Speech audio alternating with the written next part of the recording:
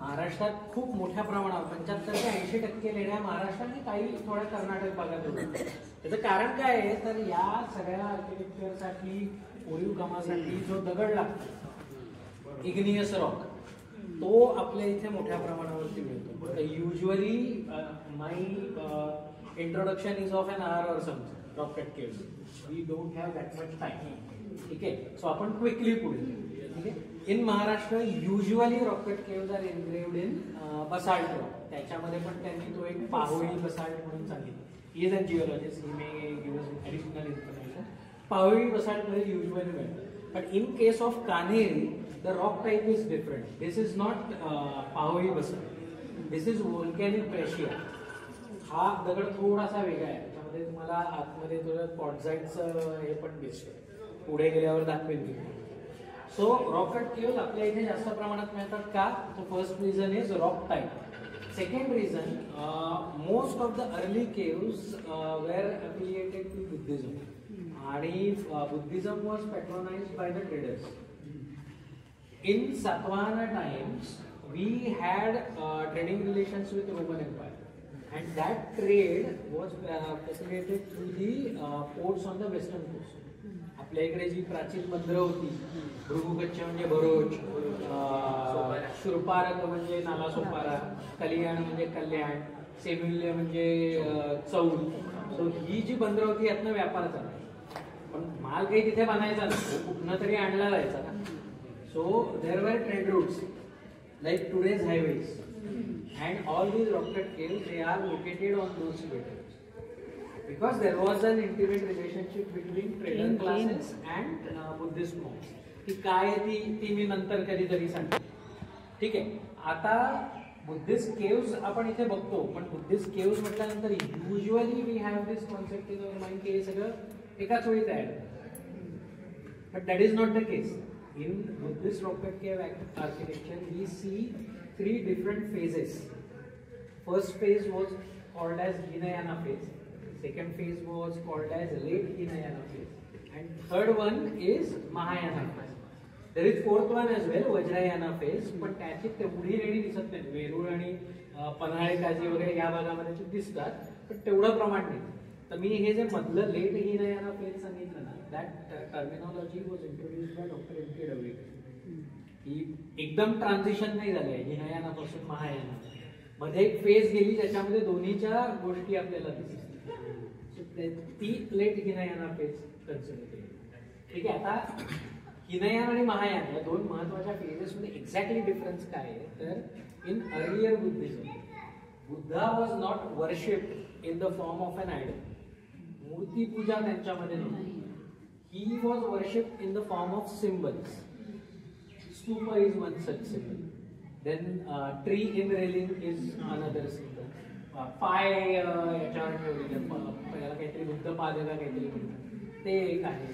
किंवा तुमचं गजलक्ष्मीचं चिन्ह पण दिसतं. वेगवेगळी चिन्ह होती ज्या चिन्ह प्रतिकात्मक पूजन केलं. In Mahayana phase, we see that now the ideal worship is becoming more famous in Buddha. So earlier caves मध्ये बुद्धाची मूर्ती नाही, नंतर त्याच्यामध्ये आपल्याला मूर्ती दिसते. सो हे खूप ग्रॉस लेवलवर चाललंय. कधी तुम्हाला इंटरेस्ट असेल तर काही लेक्चर शेअर करेल.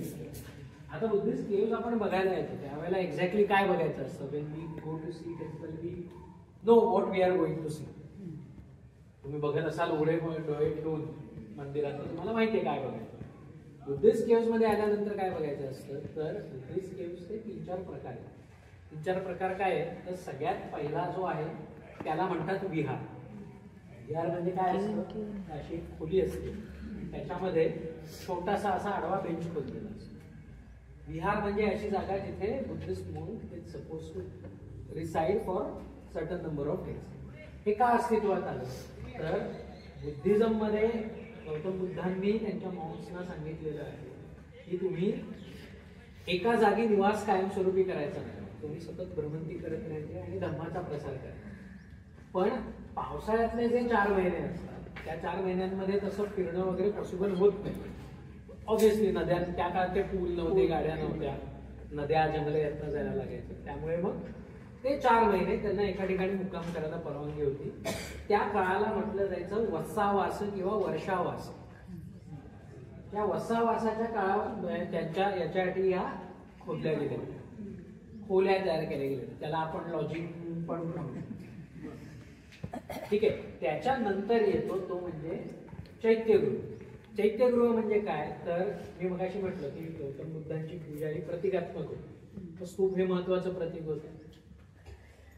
स्तूप ज्या खोलीमध्ये किंवा गुहेमध्ये असतो त्या खोलीला किंवा गुहेला आपण चैत्यगृह, म्हणजे जसं मंदिरात गाभारा आणि गाभारात देवाची मूर्ती असते तसं याचं गर्भगृह म्हणजे चैत्य. ठीक आहे. चैत्यगृहाची रचना पण वैशिष्ट्यपूर्ण आहे. ती असं अपसाइडल आणि इलेप्टिकल शेप असतो, आपण बघू शकतो तिथे बाजूलाच ते आहे चैत्यगृह. ठीक आहे. आता स्तूपांमध्ये पूजा केली जायची हे आपण बघितलं. तर स्तूप का उभारले जायचे तर usually we have this conception that stupa means Buddhist tourism, but that is really not the case. हे महापरिनिर्वाण सूत्र संस्कृत वर्जन, त्याच्यामध्ये गौतम बुद्धांचा आणि आनंद नावाच्या त्यांच्या शिष्याचा संवाद दिला. त्याच्यामध्ये गौतम बुद्ध त्याला सांगतात की माझ्या परिनिर्वाणानंतर तू जसा राजांच्या शरीराच्या अवशेषांवरती स्तूप उभारतात तसा स्तूप तू माझ्यासाठी 4 रस्ते जिथे ज्याला आपण काय चौक म्हणतो तिथे उभार, जो लोकांच्या कल्याणासाठी तिथे राहील. सो या स्टोरी मधनं काय दिसतंय तर गौतम बुद्धांच्या आधीपासून स्तूप उभारण्याची प्रथा आपल्या इथे होती. आणि भारतामधल्या ज्या सगळ्यात पहिल्या लेण्या मानल्या जातात त्या 12 केव्ज याच्यामध्ये बिहारमध्ये, तर त्या पहिल्या केव्ज ज्या आहेत त्या बौद्ध पंथासाठी नव्हत्या कोरल्या गेल्या. त्या आजीवक नावाचा अजून एक पंथ होता त्या काळात, जसा जैन पंथ होता बौद्ध पंथाचा आजीवक नावाचा एक पंथ, त्यांच्यासाठी त्या कोरल्या गेलेल्या आणि त्याच्या एंट्रन्स वरती पण आपल्याला स्तूप कोरलेले दिसतात.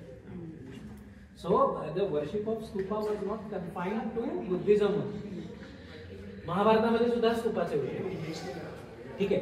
सो त्या स्तूपाचे प्रकार काय असतात तर ते आपण म्हणजे त्याचे जे एलिमेंट्स आहेत ते आज जाऊन बघू.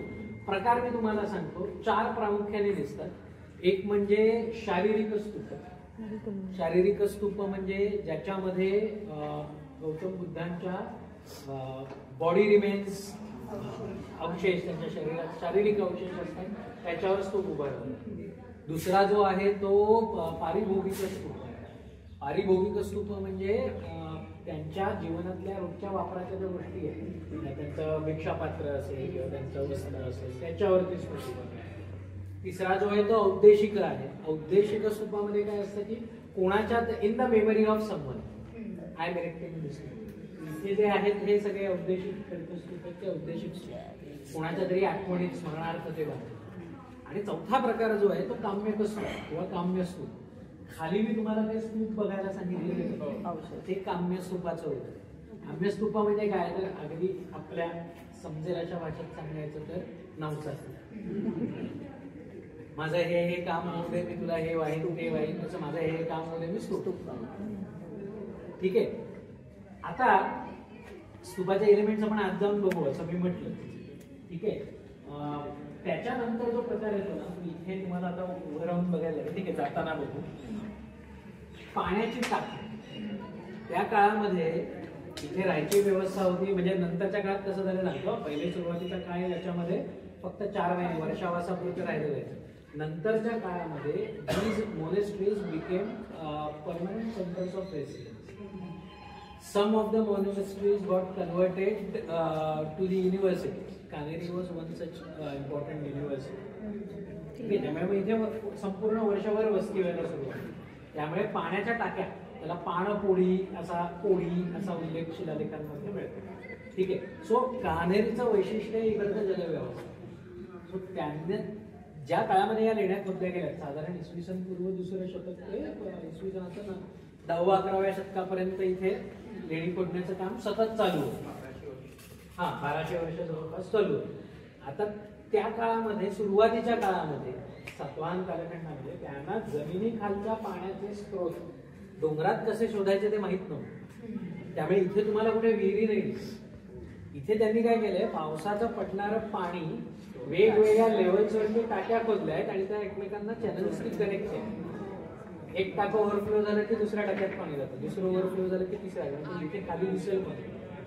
सो अशा पद्धतीने त्यांनी काम केलं. तर त्या काळामध्ये त्यांना जमिनीतल्या पाण्याच्या साठ्यांचा शोध लागला.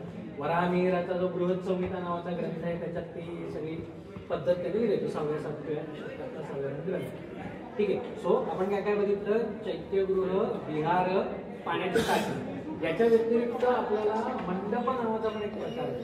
मंडप म्हणजे काय, ते एक साधारण खोली असेल. ती कशासाठी वापरली जायची तर त्याच्याविषयी वेगवेगळी मते आहेत. इतिहास म्हटलं की मतमतांतर आहे. हिमांशू प्रभर हे नावाच्या एक इतिहासकार आहेत. त्यांनी ट्रेड, मॉनेस्ट्री अँड गेट्स नावाचा ग्रंथ लिहिला. त्यात त्या म्हणतात की these were not the centers of only religious activities, these were centers of economic activities. So traders जे बाहेर नाही यायचे, त्यांचा हा मीटिंग पॉईंट असायचा आणि अशा ठिकाणी बसून ते एकमेकांशी डील करायचे. सो हा त्यांचा काय म्हणतोय, त्यांनी मांडलेलं मत आहे आणि ते खरं असण्याची शक्यता पण आहे. कारण काही ठिकाणी आपल्याला सार्थवाह नावाचा शिलालेखांमधून उल्लेख आहे. ते सार्थवाह म्हणजे काय, तर त्या काळातलं DHL किंवा मग्स एका ठिकाणी दुसऱ्या ठिकाणी माल, ते जे सार्थवाह आहेत त्यांच्या राहण्याची व्यवस्था इथे केली. त्यांना त्याची गरज जास्त लागणार ना, ते घेऊन माल घेऊन जातात. राईट. सो ते एक इंटरप्रिटेशन आहे. तर असे मंडप होते. काही ठिकाणी त्याचा मांडप असा पण उल्लेख येतो शिलालेखात. काही इतिहासकार म्हणतात की दे वेर मल्टीपर्पज हॉल्स. म्हणजे ज्या वेळेला ट्रेडर्स येणार त्यावेळेला मिटिंग्स होतीलच, पण बाकी वेळी पण त्याचा वेगवेगळ्या कामासाठी उपयोग होतो. एक उदाहरण त्यांनी दिलंय की तिथे अन्नाचं वाटप व्हायचं. बौद्ध संघांमध्ये आपल्याला दिसतं की अन्न वाटप झालेलं आहे. म्हणजे सुरुवातीच्या काळात त्यांना अन्न शिजवायची परवानगी नाहीये, पण नंतरच्या काळामध्ये ते अन्न शिजवायला वगैरे लागतं. बराच बदल होत गेलेला. सुरुवातीच्या काळात धड पोळा करायची त्यांना परवानगी नव्हती बौद्ध भिक्खूंना, पण नंतरच्या काळात आपण कानेरीमध्ये पण बघा अनेक बौद्ध आचार्यांनी दान दिलेत सोन्याची वस्तू. So obviously they had wealth, otherwise they couldn't have. Right. So तो चौथा प्रकार झाला. पाचवा एक एकदम रेअरेस्ट ऑफ द रेअर प्रकार बघायला मिळतो. तो म्हणजे it is kind of a library. कॉलेजमध्ये जी अभ्यासिका टाईप असतात तशी महाराष्ट्रात 2च ठिकाणी, का भारतात पण 2च ठिकाणी, एक कानेरीला आहे आणि एक याला वेरूळच्या लेण्याची. केव नंबर 10-11 त्या आपण वर जाऊ तेव्हा मी दाखव. ठीक आहे. केव नंबर 30. हा, त्याला ते हे पण समरलेलं नाही, त्याला कसं विसरलो मी ते त्यावेळेला सांगेन जेव्हा वेरूळला आपण जाऊ. ठीक आहे. सो आता हे कुठल्या कालखंडात झालंय, काय झालंय हे आपल्याला कसं कळतं, तर त्याचे 2-3 प्रकार असतात. एक म्हणजे आपण स्टायलिस्टिक डेटिंग करतो.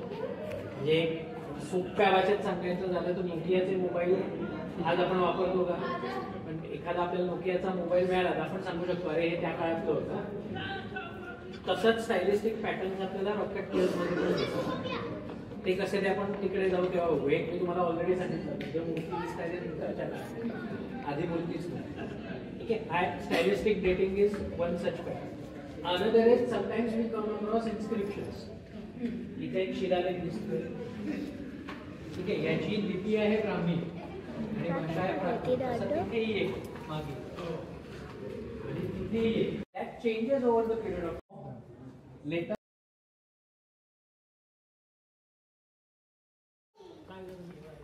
सांगतो त्याच्यासाठीच इथे आणले, कारण ही इन्कम्प्लीट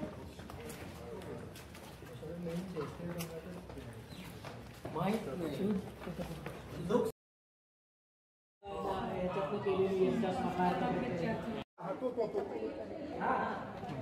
पलीकडचा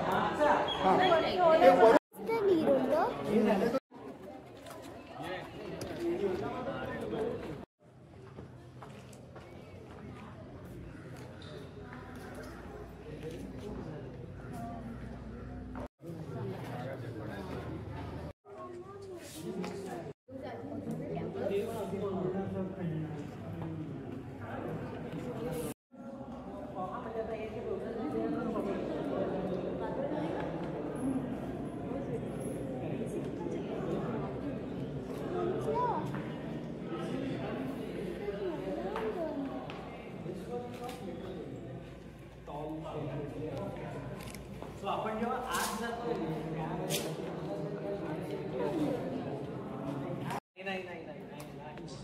in case of early Maharashtra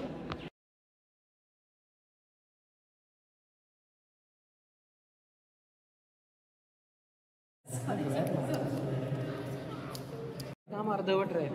इथे बघा हत्ती त्या याची पूजा करतात स्तूपाची, because Buddha was worshipped in the form of stupa. अशा प्रत्येक ठिकाणी तुम्हाला वेगवेगळ्या स्टोरीज दिसतील. आणि एका ठिकाणी असं एकांनी म्हटलंय की for pillar Capitals riders on animals was a common theme across India. ठिकाणी येस, काही ठिकाणी सिंह आहे तिथे ना. यातला कुठला तरी एक पिलर आहे, मला एक्झॅक्टली आठवत. हो, यांनी दिसतोय का बघूया.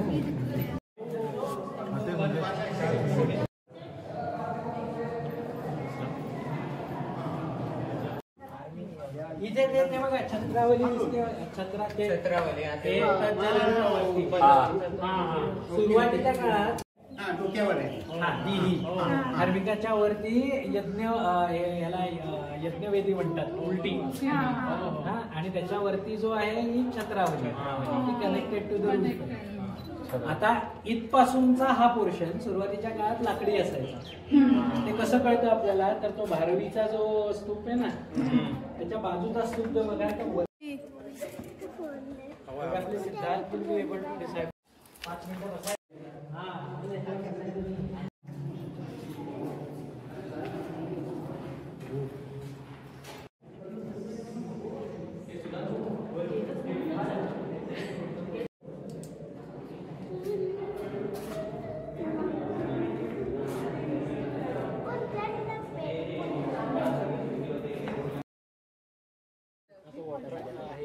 इथेच आहे कारण एवढे आलोच होत.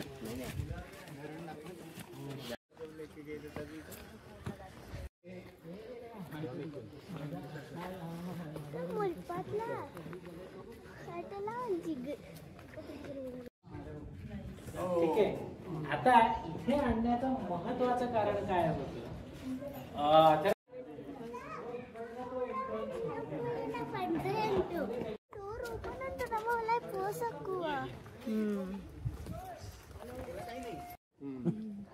त्यामुळे माहित नाही. अँड कांदे. So Ajanta is non for the चित्र काढले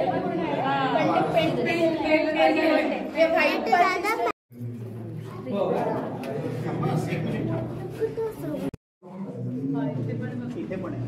हे बघ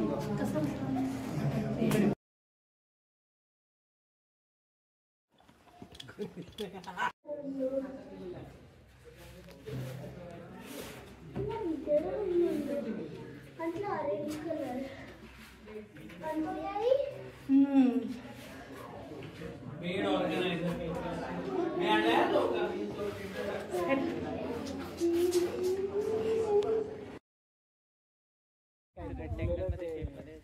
सगळ्या हाताने आता पिलर